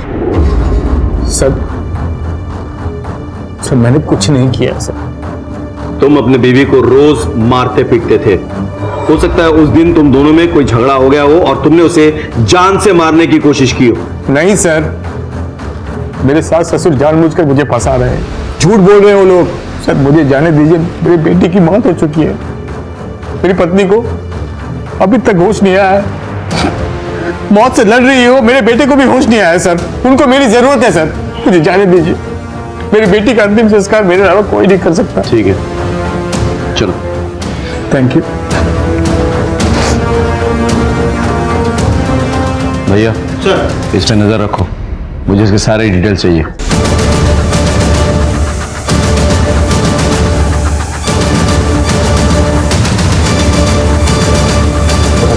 सर, ये नई दिल्ली रेलवे स्टेशन से भाग रहा था, मैं पकड़ के ले आया सर। कहाँ भाग रहे थे भाई? सर कहीं नहीं सर, अपनी भाभी और उनके बच्चों पर हमला करके भाग रहा था तू? बोल बोल, सच बोल। नहीं सच बोल। नहीं सर, मैं झूठ नहीं बोल रहा हूँ सर। ये ऐसा नहीं बोलेगा। नहीं बोलेगा? सर बता दो, बता दो, बता दो सर। दरअसल देवर जी उठिए, 7:15 बजने वाला है, उठिए ना। देवर जी क्या कर रहे हैं आप? अभी खुद ही तो इनवाइट कर रही हो, ऊपर से ये नाटक क्यों कर रही हो? छोड़े देवर जी। I am so sorry sir, पर मुझे लगा भाभी भी मुझ में इंटरेस्टेड है तो मैं। भाभी तुझ में इंटरेस्टेड है? नहीं, तूने भाभी को रेप करने की कोशिश की, उसने मना किया तो उसे मारने की कोशिश की तूने, और उसके बच्चों ने देख लिया तो तू बच्चों को मारने की कोशिश कर रहा था।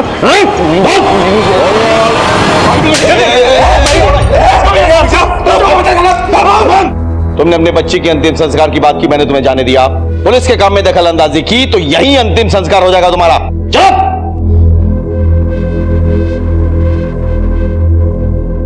गगन एक प्राइम सस्पेक्ट बनकर हमारे सामने आया था, क्योंकि उसने ना सिर्फ हमसे झूठ बोला था, बल्कि उसने उस दिन गीतिका के साथ जबरदस्ती करने की कोशिश भी की थी। इससे इतनी अटकली लगाई जा सकती थी कि शायद जब गगन ने गीतिका के साथ जबरदस्ती करने की कोशिश की हो और गीतिका ने उसे मना कर दिया हो, तब गुस्से में आकर उसने गीतिका और उसके बच्चों का गला रेत दिया हो। लेकिन हम पक्के से कुछ भी नहीं कह सकते थे, क्योंकि हमारा दूसरा प्राइम सस्पेक्ट रौनक किसी गटर में मौत के साथ जूझ रहा था। सर, खुशी की पोस्टमार्टम रिपोर्ट और गीतिका और उसके बेटे कबीर की मेडिकल रिपोर्ट आ गई है। सर, इस रिपोर्ट के हिसाब से तीनों का गला एक बारीक चीज से रेता गया था, जैसे कि कोई ब्लेड। सर, जख्म गहरा नहीं था, लेकिन ज्यादा खून बहने की वजह से खुशी की मौत हो गई। वाकई वारदात पे भी वो ब्लेड मिली थी हमें? जी सर। अच्छा, रौनक की कोई अपडेट है क्या? सर, सब जगह ढूंढ लिया, लेकिन वो कहीं नहीं मिल रहा सर। सब जगह? सर ऑलमोस्ट सब जगह, लेकिन एक जगह को छोड़कर सर। कौन सी? सर वही जगह जहां उस दिन सफाई के लिए लड़ाई हो रही थी। क्या नाले में डाल दो, क्या काम करने के लिए नाले में क्या? तो वहां क्यों नहीं ढूंढा? सर हमने ये सोचा कि वहां की सफाई तो हो ही चुकी है, अगर कुछ ऐसा होता तो सफाई कर्मचारियों ने जरूर देखा होता। पंकज, तो भैया ये किस तरह की लापरवाही है? Sorry sir. प्लीज जाके ढूंढिए वहां पे। जी सर।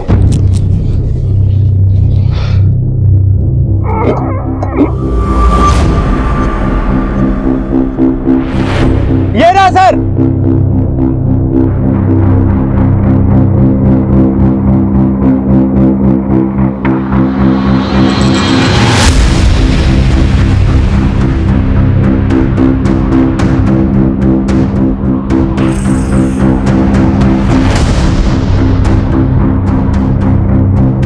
सर, इसके ऊपर किसी भारी चीज से वार किया गया है, इन्फेक्शन भी हो गया है। हम पूरी कोशिश कर रहे हैं, लेकिन अभी कुछ बताना मुश्किल है। डॉक्टर साहब, रौनक गटर में फंसा हुआ था, उसकी हालत बहुत खराब थी, उसको बचाना बहुत जरूरी है, हमारे केस के लिए बहुत इंपॉर्टेंट। हम पूरी कोशिश करेंगे। ओके जी। पंकज, रौनक के पेरेंट्स को बुलाओ। सर भैया एक बात समझ में नहीं आ रही। देखो, इस केस में हमारे पास दो सस्पेक्ट्स हैं। एक गीतिका का हस्बैंड उमंग, जिसके बारे में सास ससुर ने कंप्लेन किया है, और गीतिका का देवर गगन, जिसकी बुरी नजर थी उसमें। अब अगर रौनक का भी इस केस से कोई रिश्ता है तो फिर वो गटर में कैसे पहुंचा और उसको वहां किसने पहुंचाया? सर, हो सकता है उमंग और गगन इस केस में इन्वॉल्व ही ना हो और इस पूरी वारदात को रौनक ने अंजाम दिया हो। अगर ऐसा है तो फिर रौनक गटर में कैसे पाया गया और उसकी ये हालत किसने की? सर, बहुत कंफ्यूजन है। Excuse me sir. जी। गीतिका के बेटे कबीर को होश आ गया है। गला कटने की वजह से वो बोल नहीं सकता।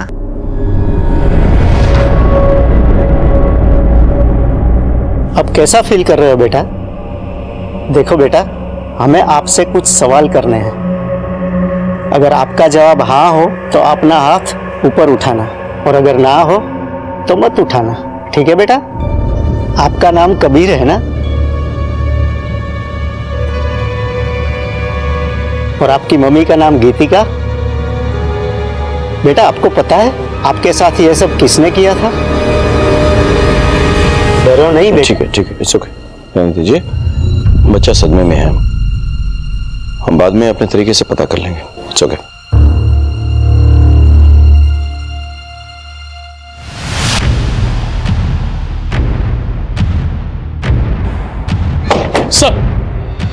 सर, ये उमंग के बारे में मैंने पता किया। ये थी उसकी कॉल डिटेल्स। सर, इसकी 2 नंबर पर रेगुलर बात होती थी। एक कोई कार्तिक है जिससे वो रेगुलर टच में था और बहुत देर तक बात होती थी, और दूसरा कोई चड्डा है सर, जो उसे बार बार फोन किया करता था। चड्डा के बारे में पता किया सर, चड्डा सही आदमी नहीं है और ब्याज पर पैसे भी देता है। हाँ, हम बिजनेस पार्टनर्स हैं सर।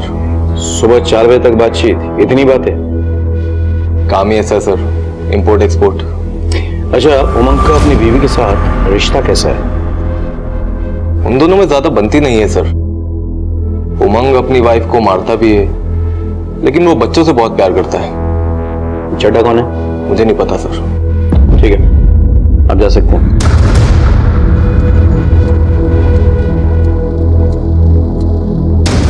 चड्डा कौन है? कोई नहीं सर, मैं नहीं जानता किसी को। नहीं जानते? तो बिना जाने इतनी बातें करते हो चड्डा से तुम? अच्छा वो सर, वो चड्डा बहुत खतरनाक आदमी है सर। इससे मैंने बिजनेस के लिए कुछ पैसे लिए थे, तो आजकल मुझे धमकी देता है फोन करके सर। हाँ तो चड्डा जी बताइए। पहले एक पान खा लो। वो क्या है ना कि जब तक मैं पान खाता नहीं, आवाज में मिठास नहीं आती। सब दर्द हो रहा है, सब दर्द हो रहा है ना? दर्द हो रहा है? उन मासूम बच्चों का गला रहता था। कितना दर्द हुआ? किसकी बात कर रहे हैं साहब? कुछ समझ में नहीं आ रहा है। उमंग की बीवी और उसके बच्चे। अगर मुझे मारना होता तो उमंग को मारता, उसके बीवी बच्चों को मारकर मुझे क्या मिलेगा? ब्याज देता है ना, और ब्याज ना लौटाने पर मारपीट करता है। करता है कि नहीं? खाली धमकी दी थी उसे। जब उसने पैसे नहीं लौटाए तो तूने जाके उसके बीवी और बच्चों का गला रेत दिया, नहीं? अरे नहीं साहब, कसम खाता हूँ कुछ नहीं किया। मुझे उसकी बीवी बच्चों के बारे में कुछ मालूम नहीं है साहब। साहब आप भी ना किस लीचड़ आदमी के चक्कर में मेरे ऊपर शक कर रहे हैं साहब। अरे एक नंबर का झोलर है वो उमंग। पहले मेरा पैसा खाया, फिर मुझे ही फंसा रहा है। पहले अपनी बीबी से पैसा लेता था, फिर मुझसे लिया, और पता नहीं किस किस से पैसा लिया होगा। लेकिन पैसा एक ही जगह खर्च करता है, वो कार्तिक की बहन के ऊपर। कार्तिक की बहन? हाँ साहब, उसकी गर्लफ्रेंड है कृति। उसके इशारों पर नाचता है और अपनी बीवी के मायके से पैसा मंगाकर उसके ऊपर खर्च करता है। उन पैसों पर पाल रहा है उसको। कृति, मैं बहुत दुखी हूं। मुझे पता नहीं चल रहा कि ये सब क्या हो रहा है मेरे साथ। मुझे तुम्हारे सहारे की जरूरत है।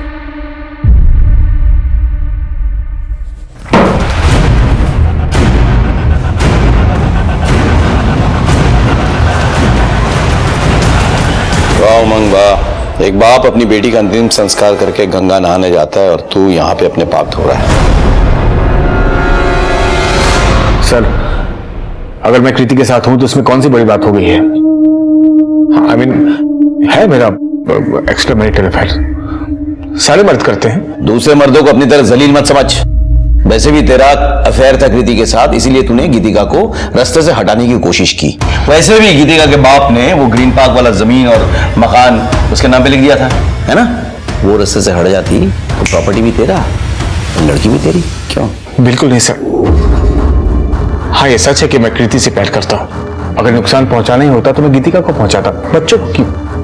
मैं बच्चों से बहुत प्यार करता हूँ सर। और खुशी की मौत के बाद मैं अपने आप को संभाल नहीं पाया। क्या कोई भी बाप अपने बच्चों का गला रेत सकता है क्या? अगर वो बाप तेरे जैसे कमीना हो तो हाँ, रेत सकता है। ठीक है सर। गीतिका को और मेरी बेटी को होश में आने दीजिए। आप उन्हीं से पूछ लीजिए सच क्या है, वो आपको सब बता देंगे, फिर आपको यकीन होगा।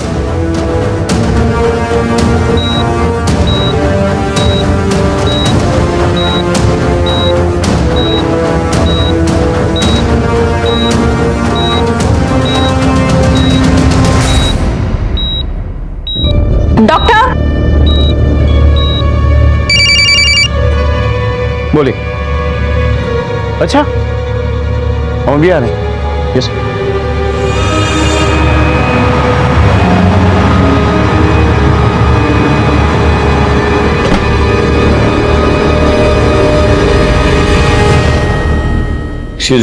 एक्सक्यूज मी प्लीज जगह दीजिए।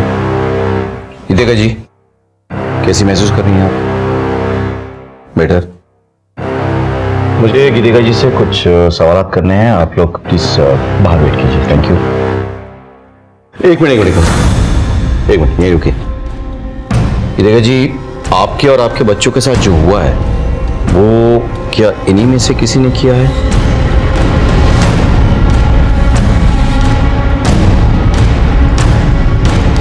कौन है वो?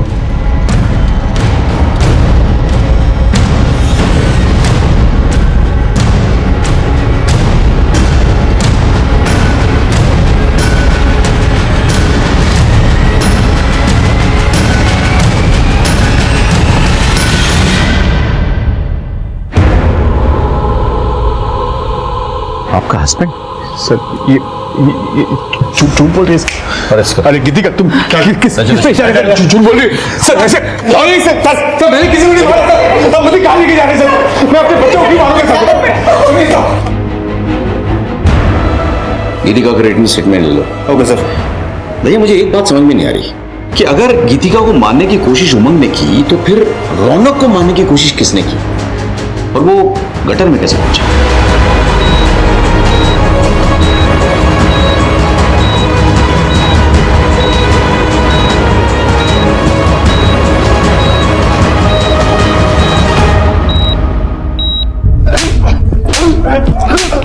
आप बोलेगा सच? मैं सच बोल रहा हूँ। कितनी बार भी आप लोग मारो, मैं सच ही बोलूंगा। पंकज, जब तक ये सच ना बोलता ना, तोड़ते रहो उसने। सर हमने उमंग से अपने तरीके से भी पूछ लिया, लेकिन बार बार वो यही बोल रहा है कि उसने कुछ नहीं किया। भैया, हर क्रिमिनल कहता है कि वो निर्दोष है, लेकिन अगर गीतिका और उसके बच्चों को उमंग ने मारने की कोशिश की तो फिर रौनक गटर में कैसे पहुंचा और उस पर किसने अटैक किया? क्या ये दोनों केस एक दूसरे से जुड़े हुए हैं या फिर अलग अलग है?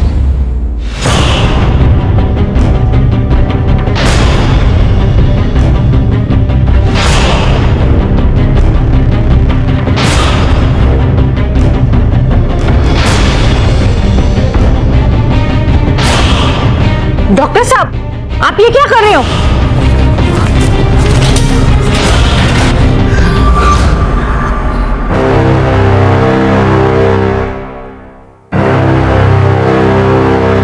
किसी ने रौनक को अस्पताल में जान से मारने की कोशिश की। यह बात तो साफ हो गई कि किसी को रौनक से खतरा था। शायद रौनक वो राज जानता था जिसे हम भेदने की कोशिश कर रहे थे, लेकिन हमारे पास इतना वक्त नहीं था कि हम रौनक के होश में आने का इंतजार करते। जैसे जैसे नए सबूत और सस्पेक्ट सामने आ रहे थे, ये सारी कड़ियां एक दूसरे से उलझ रही थी। उस दिन घटनास्थल पर बहुत सारी चीजें एक साथ हुई। क्या यह महज इत्तेफाक था या किसी की सोची समझी प्लानिंग? इस बात को समझने में हमें ज्यादा वक्त नहीं लगा। एक हफ्ते बाद इस राज पर से पर्दा उड़ गया कि गीतिका और उसके बच्चों का गला किसने रेता था। रौनक की हालत कैसी है अभी? सर, हॉस्पिटल के कॉरिडोर की सीसीटीवी फुटेज मिली है।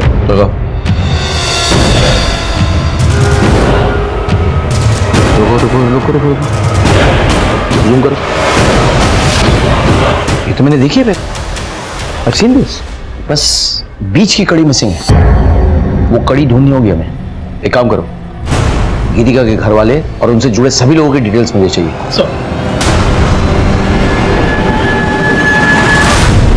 पता नहीं सर, आप लोगों ने मुझे यहाँ क्यों बुलाया है? आप सब कुछ जानते हैं, एक एक बात। मैं बस इतना जानती हूँ कि अपने पति से दिन रात मार खाने के बाद भी गीतिका ने कभी हिम्मत नहीं हारी, और हाँ, वो अपनी जिंदगी जीना चाहती थी। आप गीतिका की बेस्ट फ्रेंड है ना? इसलिए तो कह रही हूँ कि मैंने कुछ भी नहीं किया। मैंने कब कहा कि आपने कुछ किया? लेकिन आप वो कड़ी हैं जिससे सब कुछ जुड़ा हुआ है। सब कुछ। आप कड़ी हैं कि नहीं?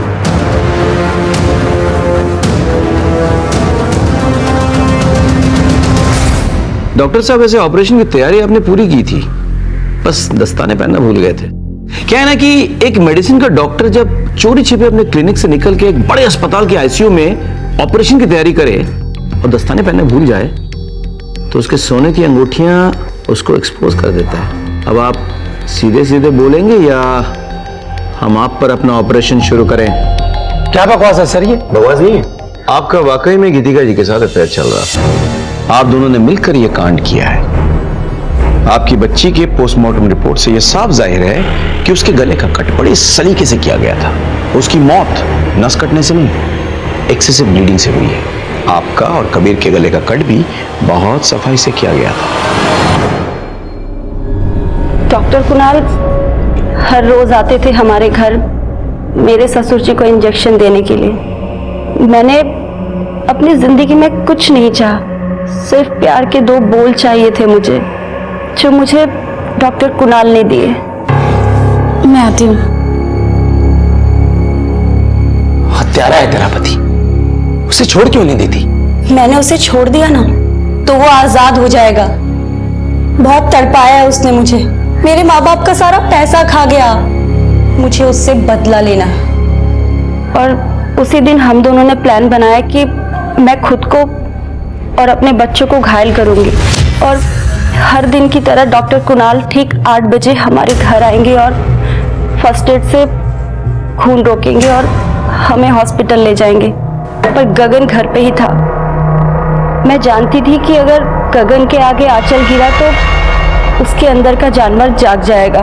देवर जी उठिए, 7:15 बजने वाला है, उठिए ना। मैंने ये सब जानबूझकर किया ताकि मैं उसे घर से बाहर निकाल सकूं।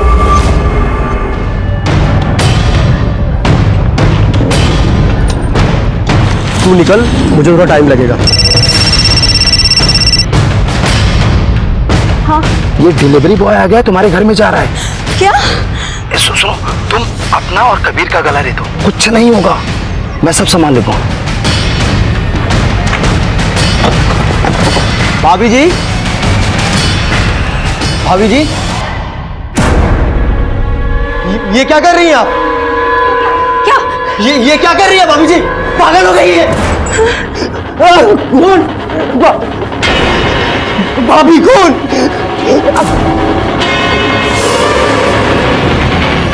हे भगवान, ये बहू भी ना कितनी लापरवाह है। देखो गेट खुला छोड़ कर गई है। उसके बाद फिर मैं रौनक को लेकर के गटर के पास गया और मैन होल खोल करके उसमें उसको डाल दिया। गीतिका जी, आपने क्या किया? अपने पति को सजा देने के लिए अपने बच्ची की जान ले ली। कानून आपको कितनी भी बड़ी सजा क्यों ना दे, उससे बड़ी सजा तो आपको मिल चुकी है। गीतिका और डॉक्टर कुणाल को उनकी सजा मिल चुकी थी। गीतिका एक मां थी, उसने अपना और अपने बच्चों का गला रेता था, जिसमें उसकी बच्ची खुशी की जान चली गई थी। यह खून महज एक बच्ची का खून नहीं था, बल्कि ममता का खून था। गीतिका को इससे बड़ी दस्तक क्या मिल सकती थी कि वो जो करने जा रही थी उसमें अगर जरा सी भी चूक हो गई तो उसकी और उसके बच्चों की जान चली जाएगी। और डॉक्टर कुणाल, वो तो डॉक्टर था, क्या उसे यह दस्तक नहीं मिली थी कि गीतिका का अपना और अपने बच्चों का गला रेत कर किसी को फंसाना बेवकूफी है? गीतिका उमंग से नाराज थी तो उसे छोड़कर जा सकती थी, लेकिन उसे तो बदला लेना था, और बदले की भावना किसी भी इंसान को गलत रास्ते पर धकेल देता है। सर, अभी भी खबर मिली है कि लोधी रोड पर एक औरत की लाश मिली है। सर, हमें अभी निकलना पड़ेगा। तुम बैठो, मैं आ रहा हूं। Okay sir. इसी के साथ मैं सीनियर इंस्पेक्टर राकेश शर्मा आपसे विदा लेता हूं। सतर्क रहिए और देखते रहिए क्राइम पेट्रोल दस्तक। याद रखिएगा, मकसद बताना नहीं, बचाना है। जय हिंद। क्राइम पेट्रोल के ऐसे ही मजेदार एपिसोड्स देखने के लिए हमारे चैनल को सब्सक्राइब करें